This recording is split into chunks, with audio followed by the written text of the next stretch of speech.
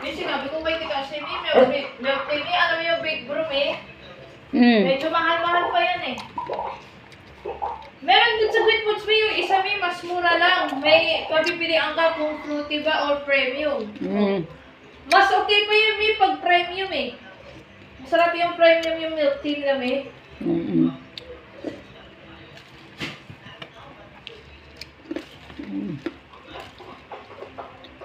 Sa Highland daw, meron daw may kaso mas mahal daw dun eh.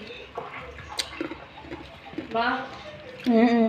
Mas mahal daw dun sa... Kung mayroon kang pang pwede kang gumawa ng sarili mong halo-halo. Ha?